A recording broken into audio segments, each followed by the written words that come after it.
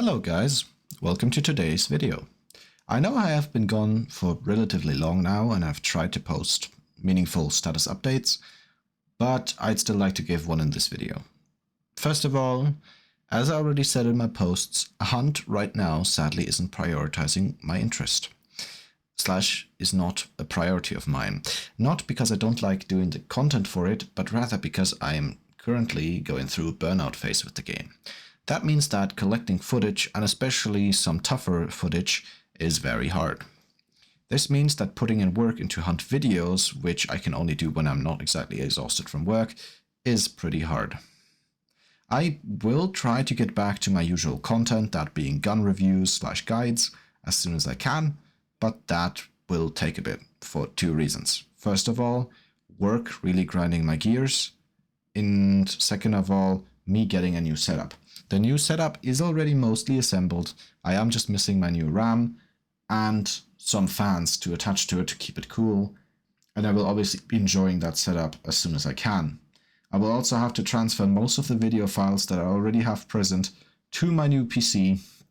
And so I'll simply have to see how and when that work is completed and when I can just successfully start playing from that PC.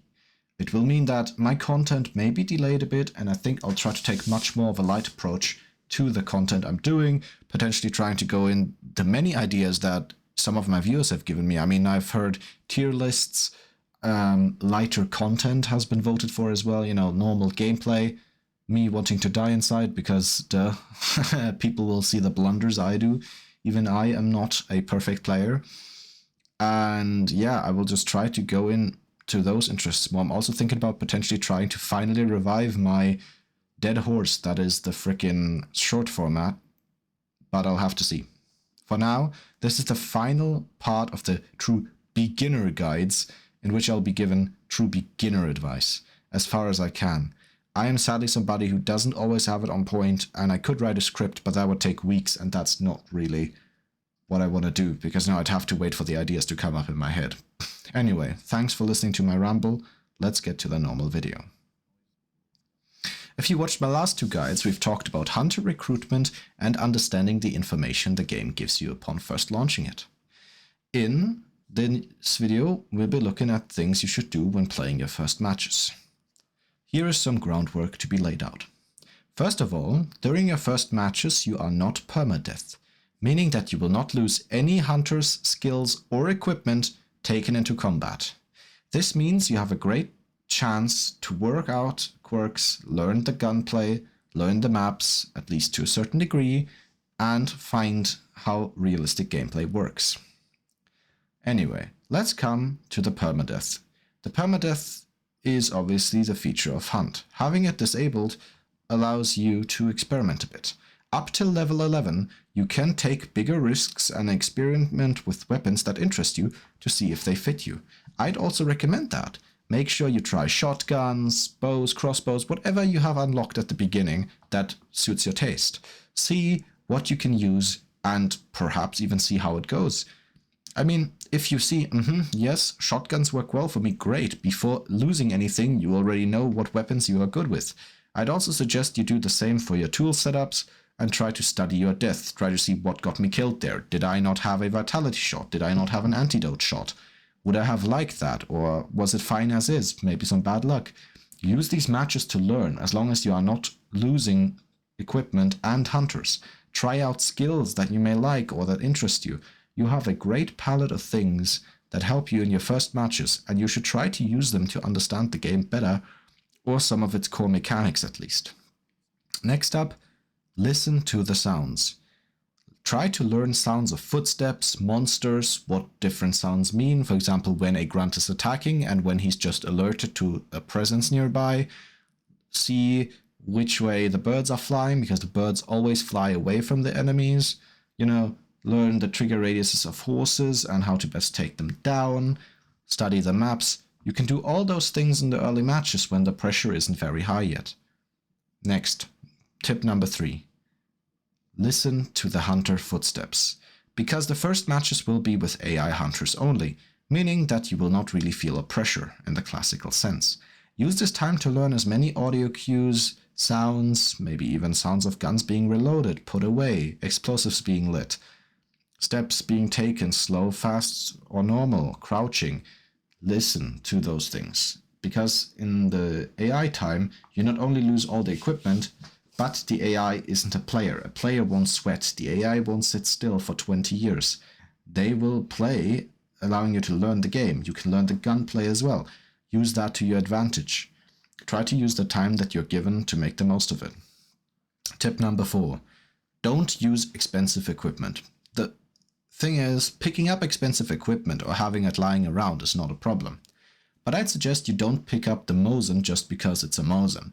While weapons such as the Mosin, Lebel or Krag are part of the current meta, they don't really help you if you aren't up to standard. That means that if you aren't good with them, you're just losing money. My solid advice would be use some of the cheaper guns. When you learn the gunplay, even a cheap gun can defeat a better gun. Sure, you compensate with skill for the lack of performance of your weapon, but it is the best advice I can give. Don't instantly lean yourself on the expensive weapons. There may be a time where you constantly lose, losing your money in the process and making you unable to use the expensive weapons. So knowing which budget ones work for you, or even using budget ones to learn in the first place, is my best recommendation, especially since some budget weapons are just slightly worse. I mean, we have weapons such as the Vetterli, which are basically mini long ammo rifles, allowing you to train for them. Then there's also weaker variants of long ammo rifles like the Sparks and Martini, which only come with one shot unless you're using the fast finger perk. This means that there is great opportunities to learn things such as guns and player habits by playing the game, especially in this early pre-permadeath phase. Next is, try to be careful and have a mic.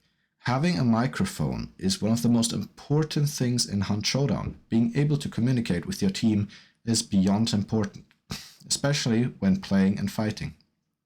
Telling your teammate where an enemy is very important. It can save your life or even clutch a game for him. He depends on your input.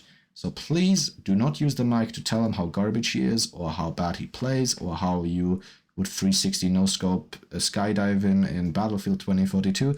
That doesn't matter. Try to use microphones for communication. Another thing is, remember, when you die, text chat gets disabled. It is a very stupid system in my opinion in a team-based game like Hunt, but except voice chat, every communication gets disabled. This means that you will not be able to tell your teammate where the enemy is if you don't have a microphone, making it even more important. Step 5. The next advice I will give is also very important, and it's to look for a playmate. Ideally, you want to have a friend that consistently plays with you so you can try to learn if he's an experienced player or teach each other the game by playing together. Learning how to do teamwork is very, very important, especially since it makes the game more fun. Introducing your own friends to it may even ensure that the teamwork is great from the start, and perhaps allows for a more level-headed approach when going into the game.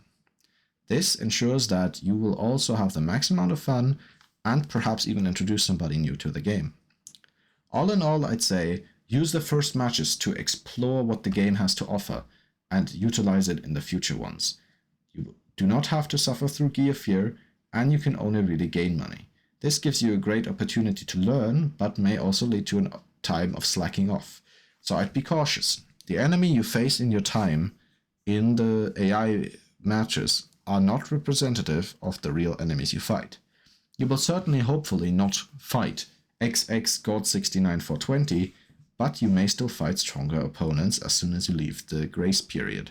So my suggestion is try to learn as much as you can and find your playstyle. You can either play carefully or you can play more aggressively. The choice is yours. Have a nice day and happy hunting, Hunter.